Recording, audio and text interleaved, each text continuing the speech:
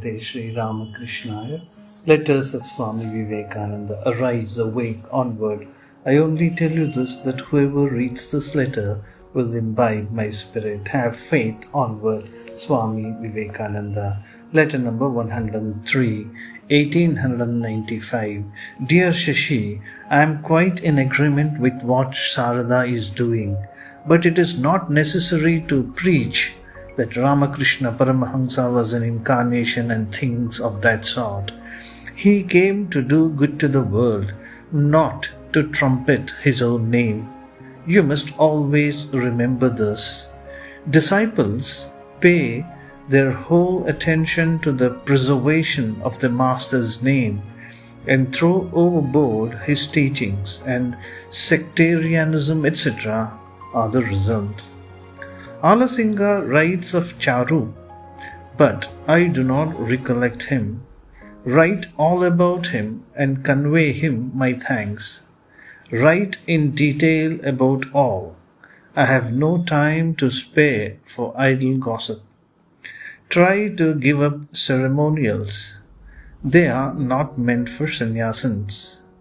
And one must work only so long as one does not attain to illumination. I have nothing to do with sectarianism, or party forming, and playing the frog in the well. Whatever else I may do, it is impossible to preach the Catholic ideas of Ramakrishna Paramahamsa and form sects at the same time. Only one kind of work I understand, and that is doing good to others. All else is doing evil. I therefore prostrate myself before the Lord Buddha. I am a Vedantist. Satyeshananda, existence, knowledge, bliss absolute, is my God. I scarcely find any other God than the majestic form of my own self. By the word incarnation are meant those who have attained that Brahmanhood. In other words, the Jivan Muktas, those who have realized this freedom in this very life. I do not find any speciality in incarnations. All beings from Brahma down to a clump of grass will attain to liberation in life in course of time, and our duty lies in helping all to reach that state. This help is called religion. The rest is irreligion. This help is work, the rest is evil doing. I see nothing else. Other kinds of work, for example, the Vaidika or the Tantrika, may produce results, but resorting to them is simply waste of life. For that purity which is the goal of work is realizable only through doing good to others. Through work such as sacrifices, etc., one may get enjoyments, but it is impossible to have the purity of soul. Everything exists already in the self of all beings. He who asserts he is free shall be free. He who says he is bound, bound he shall remain. To me, the thought of oneself as low and humble is a sin and ignorance. Nayamatma balahinena labhyaha. Na ayamatma balahinena labhyaha. This Atman is not to be attained by one who is weak. Asti brahma vadasi chedasti. Nasti brahma vadasi chenastyeva bhavishyati. If you say Brahman is, existence will be the result.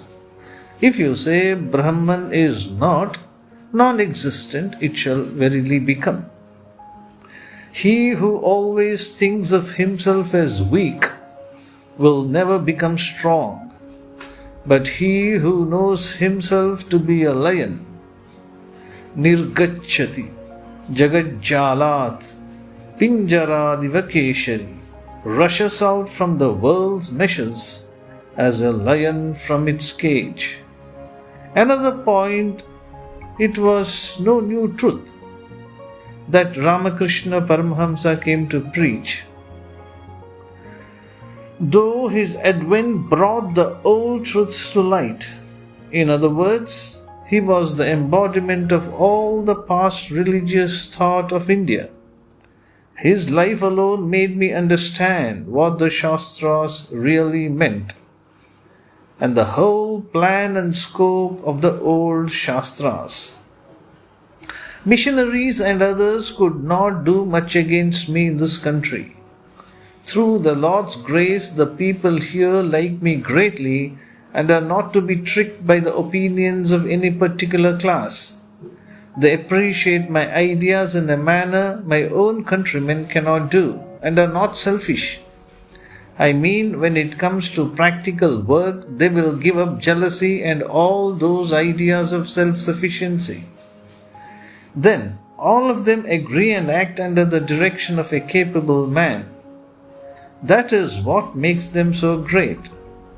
But then, they are a nation of mammon worshippers. Money comes before everything. People of our country are very liberal in pecuniary matters, but not so much these people. Every home has a miser. It is almost a religion here. But they fall into the clutches of the priest when they do something bad, and then buy the passage to heaven with money.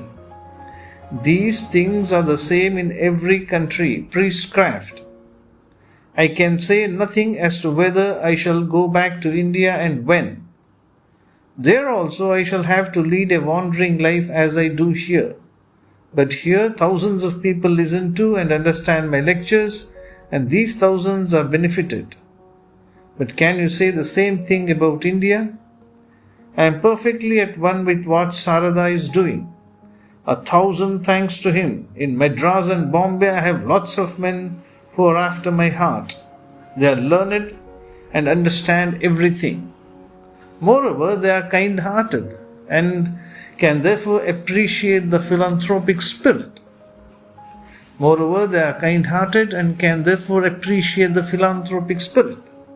I have printed neither books nor anything of the kind. I simply go on lecturing tours. When I take a retrospective view of my past life, I feel no remorse. From country to country, I have travelled teaching something, however little, to people, and in exchange for that have partaken of their slices of bread. If I had found I had done no work, but simply supported myself by imposing upon people, I would have committed suicide today. Why do those who think themselves unfit to teach their fellow beings wear the teacher's garb and earn their bread by cheating them? Is not that a deadly sin? Yours, etc. Vivekananda. Om Shanti Shanti Shanti. Hari Om Tat Sat. Sri Ramakrishna Arpanamastu.